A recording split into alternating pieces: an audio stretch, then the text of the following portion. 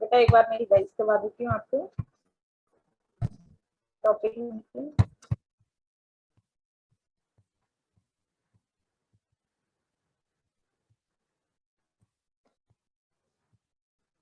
Okay. Lichens is what? Lichen is the association of the algae and fungi.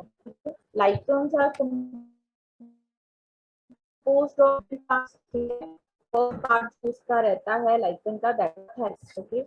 And thallus के जो parts रहते हैं, zones रहती हैं, that is the 4 zones. कौन कौन सी हैं? upper cortex, ठीक है, algal zone, medulla part and lower cortex. जो सबसे टॉप जो पार्ट रहता है अपर कॉर्टेक्स, ठीक है। Cortex is protective skin. जो सबसे अपर जोन होती है वो एक तरह से स्किन की तरह प्रोटेक्शन का काम करती है, जहाँ पे फंगस के डेंसिटी होते हैं, ठीक है। आप यहाँ पे डायग्राम देख चुके हैं। अपर कॉर्टेक्स में हाइफे जो बहुत ज्यादा क्लोजली पैक्ड है और ये सबसे आउटर जोन है, तो इसलिए इनर पार्ट को, इनर जोन को प्रोटेक्शन प्रोवाइड करेगी, ठीक है। Now the second zone that is the algal zone. Algal zone वो पार्ट रहता है जहाँ पे एल्गल टिश्यूज प्रेजेंट होती हैं फंगस टिश्यूज के साथ, यानी फंगल हाइफे के साथ एल्गे के टिश्यूज प्रेजेंट होंगे, ठीक है। जिनका काम क्या होगा? एल्गे का काम होता है फोटोसिंथेसिस करना, क्योंकि एल्गे फोटोसिंथेसिस किस चीज की हेल्प से कर रहे हैं? क्योंकि उसके पास क्लोरोफिल पिगमेंट है, chlorophyll. Okay, whereas in case of fungus, तो फंगस एल्गे को क्या प्रोवाइड कर रहा है बेटा? न्यूट्रिएंट्स एंड द मिनरल्स, ठीक है, वाटर एंड मिनरल्स प्रोवाइड कर रहा है। क्योंकि हाइफे ज्यादा रहेंगे तो वो ज्यादा से ज्यादा एब्जॉर्प्शन करेंगे। इतनी हाइफे एल्गे के पास नहीं होते हैं। जब लाइकन इस तरह के बनते हैं वो काफी दोनों से नीचे प्रेजेंट होती है एल्गल जोन, ठीक है, जहाँ पे एल्गल टिश्यूज फोटोसिंथेसिस परफॉर्म करती हैं। उससे नीचे एल्गल जोन से नीचे जो लेयर हो रही है below algal layer, that is the medulla which is more thick, ठीक है, वो ज्यादा थिक होती है। ये थैलस का सेंटर पार्ट कवर करती है और मेन पार्ट होता है थैलस का, क्योंकि यहाँ पे कंडक्टिंग टिश्यूज प्रेजेंट होते हैं। एल्गल जो पहुंचाते हैं और नीचे वाले पार्ट्स तक पहुंचाते हैं, यानी लोअर कॉर्टेक्स में, कि जैसे जाइलम और फ्लोएम टिश्यूज ट्रांसपोर्ट करते हैं, वैसे मेडुला रीजन में सेल्स के थ्रू कंडक्शन हो रहा होता है मटेरियल का, ठीक है। उसके बाद है third zone, next zone that is the fourth zone is the lower cortex, जो मेडुला से नीचे प्रेजेंट होता है। ये नैरो होता है और यहाँ पे भी हाइफे जो है वो कॉम्पैक्टली अरेंज होते हैं, ठीक है। अपर कॉर्टेक्स और लोअर कॉर्टेक्स में हाइफे काफी कॉम्पैक्टली अरेंज है, ठीक है।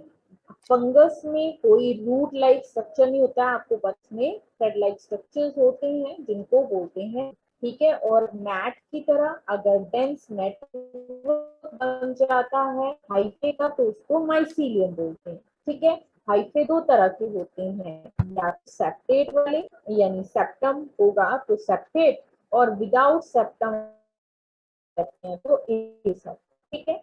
अब बात करेंगे जो हमने लाइकन्स की फॉर्म टाइप्स की होती है, ठीक है। क्रस्टोस लाइक, पोलियोस लाइकन एंड क्यूटिकोस, ठीक है। आप लोग इसके एग्जांपल्स भी राइट करेंगे। क्रस्टोस लाइकन जो होता है वो सबस्ट्रेटम के साथ क्लोजली अटैच होता है, ठीक है, काफी क्लोजली, जिसमें जापे एग्जांपल आपको डायग्राम में मैंने क्रस्टोस लाइकन बहुत क्लोजली एडहियर कर सबस्ट्रेटम के, ठीक है। सेकेंड टाइप का जो फोलियोस लाइकन होता है एंजियोस्पर्म के लीफ की तरह दिखता है, ठीक है, पर स्ट्रेटम के साथ काफी ज्यादा लूज अटैच होता है, ठीक है। वहीं पे थर्ड टाइप फ्रूटिकोज लाइकन जो ब्रांच्ड होता है और थ्रेड की तरह दिखता है, ठीक है। Fruticose lichen cylindrical ribbon like होता है और ब्रांच्ड होता है, ठीक है। इसमें एग्जांपल आप दोनों लिख सकते हैं, दुनिया या फिर अस्मिया, ठीक है। तो ये एग्जांपल है लाइकन के। उसके बाद फोर्थ टाइप का जो लाइकन बताया दैट इज द स्पैनुलोज लाइकन, जो कोई और क्रस्टोस से मैच करता है, ठीक है। ये देख रहे हो आप लोग, तीनों डायग्राम्स, तीनों इमेजेस स्पैनुलोज लाइकन्स की हैं, बट ये कि स्मॉल होता है फोलियो, इतना याद रखना, ठीक है। तो ये डिस्कस किया लाइकन। कल हमने ये भी बात की थी कि लाइकन्स बहुत ज्यादा गुड इंडिकेटर होते हैं पॉल्यूशन को डिटेक्ट करने के लिए। जिस एरिया में पॉल्यूशन होता है वहां पहले किए हों तो वो वहां से हो जाते हैं, ठीक है। तो lichens are very good indicator of the air pollution. अगर वो किसी एरिया में है दैट मीन्स कि उस एरिया में पोल्यूशन नहीं है। अगर इसी एरिया में वो पहले एग्जिस्ट करते थे और धीरे धीरे डिस्पेयर हो दैट मीन्स कि वहां पे पोल्यूटेंट्स ऐड हो रहे हैं जो उस एरिया को पोल्यूट कर रहे हैं, और वो इंडिकेट पोल्यूशन यानी पोल्यूटेंट्स ऐड हो रहे हैं। तो आपने ये वाले डायग्राम्स ड्रॉ करने हैं, ओके। अब हम बात करते हैं नेक्स्ट टॉपिक की, दैट इज द वायरस, ठीक है, जो इस चैप्टर का लास्ट टॉपिक है, ठीक है। तो सबसे पहले कल भी हमने बात की थी कि study of algae is known as phytology, study of fungi is known as mycology and study of virus is known as virology, ठीक है। यहाँ पे एक साइंटिस्ट का नाम लिखा है, in 1898 Martinus Beijerinck is considered one of the founders of the virology, ठीक है। ये साइंटिस्ट जो थे वो इन्होंने जो फाउंडर थे ये इस वायरस के बारे में डिटेल में इन्होंने स्टडी किया। Bacteria were discovered in the early 20th century। आपको बताया था कि वायरस एक तरह से हम उसको ना तो हम उसको लिविंग बोल सकते हैं ना ही हम उसको नॉन लिविंग बोल सकते हैं, क्योंकि वायरस जो है होस्ट के उसके अंदर अगर रहता है तो वो लिविंग होगा, अगर वो विदाउट होस्ट है तो वो एक तरह से नॉन लिविंग होगा, ठीक है। बात समझ आ गई। तो बैक्टीरियोफेज क्या होता है और what is the difference between virus and bacteriophage. मैंने आपको एक बात बताई थी, फेज वर्ड वायरस के लिए यूज करी जाती है, वायरस को आप फेज भी बोल सकते हैं, ठीक है बेटा। जब कोई वायरस किसी बैक्टीरिया को इन्फेक्ट करता है, ठीक है, तो आप उस फॉर्म को बोलेंगे, उस स्ट्रक्चर को बोलेंगे बैक्टीरियोफेज, ठीक है। बैक्टीरियोफेज बोलेंगे क्योंकि वायरस ने किसी बैक्टीरियम को क्या किया है, इन्फेक्ट किया है, ओके। तो उसके ऊपर डिटेल में रिसर्च किया था फ्रेडरिक टॉर्न ने, ठीक है। तो यहाँ पे बैक्टीरियोफेज की दो साइकिल्स पढ़ेंगे हम, ठीक है। एक है लिटिक साइकिल और एक लाइसोजेनिक साइकिल, जो आपके सेकंड चैप्टर में दी हुई है बायोलॉजिकल क्लासिफिकेशन, ठीक है। इसको हम नेक्स्ट क्लास में करेंगे। तो हम यहाँ पे आपने ये जाना कि जो हिस्ट्री है जो वायरस के बारे में कंसीडर किया है, तो वो ये दो साइंटिस्ट के बारे में दो साइंटिस्ट ने बताया, ठीक है। पर कुछ अदर साइंटिस्ट भी हैं जिन्होंने वायरस के ऊपर और भी कुछ पॉइंट्स जो है वो ऐड किए, ठीक है। अब बात करते हैं कि वायरस एक्चुअल में वायरस का मतलब क्या होता है। वायरस का मतलब होता है वेनम यानी पॉइजन, ठीक है। It is defined as the submicroscopic identity consisting of single nucleic acid surrounded by a protein coat and capable of replication only within the living cell of the bacteria, animals or plants, ठीक है। बहुत ज्यादा छोटा है, microscopic है, naked eye से नहीं देखा जा सकता, इसको वायरस को, ठीक है। सिंगल न्यूक्लिक एसिड होता है यानी इसका जेनेटिक मटेरियल की बात कर रहे हैं, या तो इसका जेनेटिक मटेरियल आरएनए होगा या फिर कुछ वायरसेस का जेनेटिक मटेरियल डीएनए भी होता है। जिन वायरसेस का जेनेटिक मटेरियल आरएनए होता है उन वायरसेस को बोलते हैं रेट्रोवायरस। ठीक है, रेट्रोवायरस तो समझ लीजिए, रेट्रोवायरस मतलब एक ऐसे वायरस की बात हो रही है जिसका जेनेटिक मटेरियल जो है that is the RNA. What is the full form of RNA? Rishika, what is the? Yes, ribonucleic acid. ठीक है, अब बात कर रहे हैं कि वायरस जो है ये आप देख रहे हो, आप इस टाइम कोरोना वायरस के बारे में बहुत सुन रहे हैं। ठीक है, और उसका स्ट्रक्चर कुछ ऐसा बताते हैं, कोरोना वर्ड। ठीक है, लाइक अ क्राउन, क्राउन की तरह है उसका स्ट्रक्चर। ठीक है, और उसके ऊपर इस तरह सा स्ट्रक्चर बना रहे हैं, तो एक्चुअल में है क्या ये क्या चीज है? ये एक प्रोटीन की कवरिंग होती है जिसके ऊपर स्पाइक लाइक स्ट्रक्चर होती है। These are the spikes. ये स्पाइक्स जो है वो उसको होस्ट के साथ एडहेयर करने में हेल्प करते हैं। ठीक है, और ये जो कवरिंग आप देख रहे हो ये प्रोटीन से बनी है। ठीक है, और इस प्रोटीनेशियस कवरिंग को बोलते हैं कैप्सिड। क्या बोलते हैं? कैप्सिड। ठीक है, और ये स्पाइक्स जो हैं वो होस्ट के साथ वायरस को अटैच या एडहेयर होने में हेल्प करते हैं। ठीक है, वायरस अंदर जो उसका मटेरियल है वो अपनी कॉपी को मल्टीप्लाई करना चाह रहा है, पर वो होस्ट के बिना कुछ भी नहीं कर सकता। ठीक है, जब वो किसी वायरस, किसी बैक्टीरिया या किसी एनिमल बॉडी को या किसी प्लांट बॉडी को इन्फेक्ट करता है वायरस, ठीक है, तभी वो अपने डीएनए को, अपने जेनेटिक मटेरियल को रेप्लिकेट कर सकता है। यहाँ पे ये लाइन लिखी हुई है यहाँ पे बच्चे, capable of replication only with the living cell. जब वो किसी लिविंग अंदर जाएगा, ठीक है, तभी वो अपने जेनेटिक को रेप्लिकेट करके मल्टीपल कॉपीज अपनी बना सकता है। Without host that virus is non living.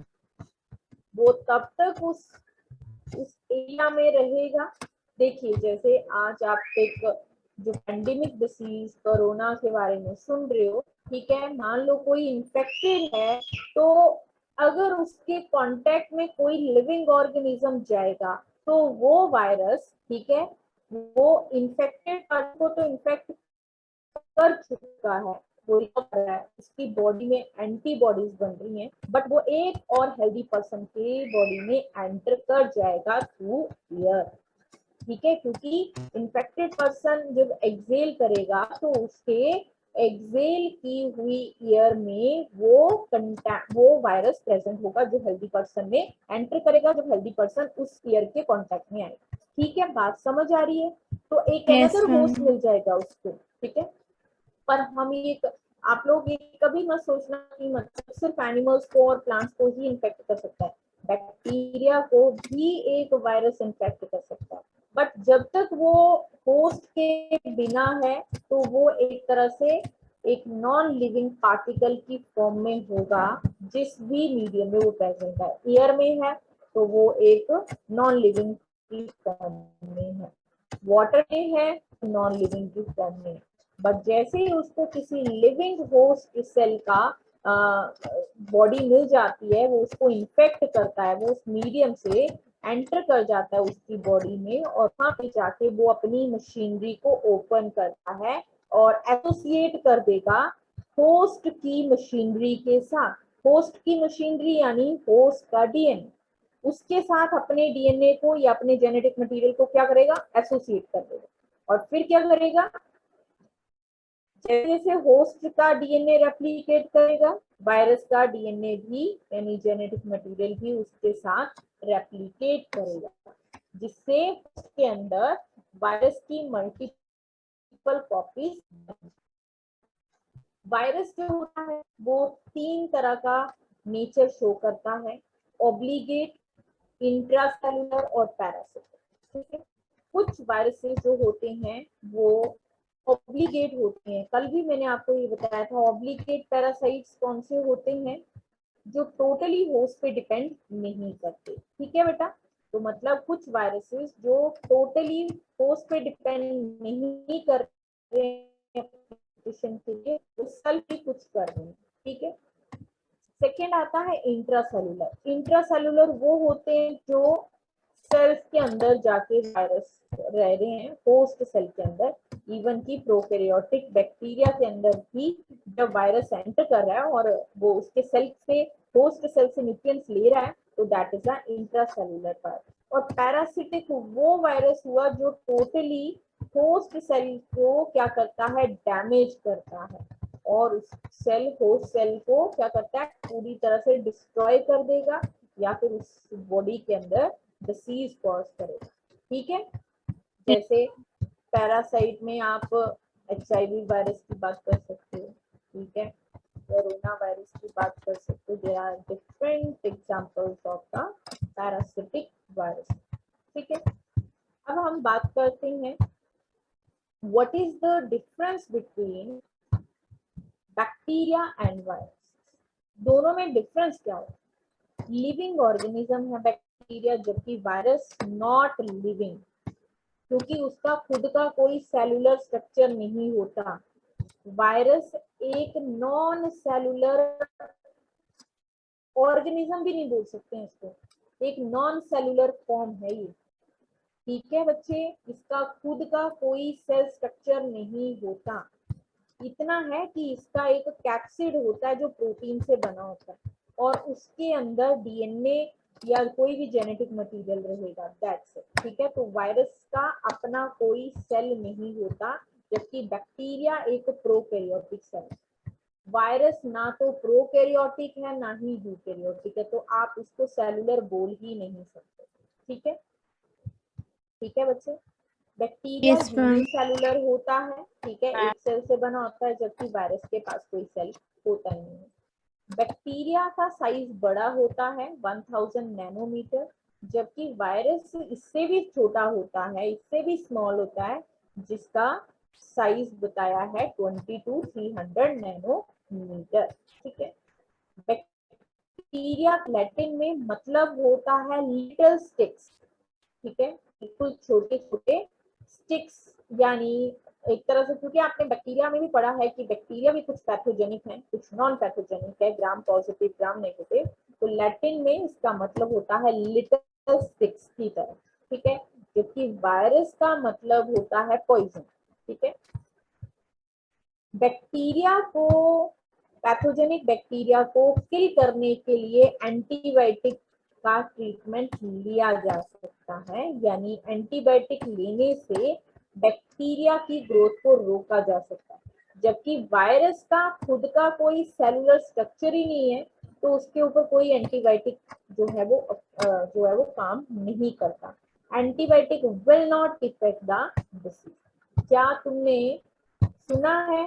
अच्छा, बहुत दूर क्यों, अभी इसी डिसीज की बात करते हैं जो कोरोना वायरस है, उसमें वैक्सीन ली जा रही है ना कि एंटीबायोटिक। बोलो, दोनों में से क्या लिया जा रहा है, किस चीज को ले रहे हैं? वैक्सीन। ठीक है, एंटीबायोटिक तो तब लिया जाता है जब किसी ऑर्गेनिज्म का सेलुलर स्ट्रक्चर हो, और उसके सेल के कंपोनेंट्स को डिस्ट्रॉय करने के लिए एंटीबायोटिक लिया जाता है।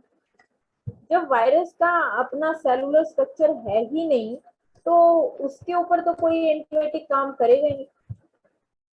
ठीक है, जब किसी के अंदर, बॉडी के अंदर वायरस एंटर कर जा रहा है, तो उसकी इम्यूनिटी को स्ट्रॉन्ग बनाने के लिए कुछ ऐसे एंटीबायोटिक या मेडिसिन बोल सकते हैं लिए जा रहे हैं, जैसे कि विटामिन सी या जिंक जैसे दिया जा रहा है, फ्रूट्स ऐसे कंज्यूम किए जा रहे हैं जो इम्यूनिटी को बूस्ट करें। ठीक है, ये इम्यूनिटी हमारे बॉडी के अंदर वायरस को मारने के लिए हेल्प करेगी, पर वायरस की ग्रोथ को रोकने के लिए कोई एंटीबायोटिक नहीं दिया जा रहा। बात समझ आई? ठीक है, वैक्सीन के Yes, अंदर ma'am. आपको पता है क्या एंटर करवा रहे हैं हमारी बॉडी में उस इंजेक्शन के थ्रू? वीक एंटीजन, कमजोर वायरस या फिर डेड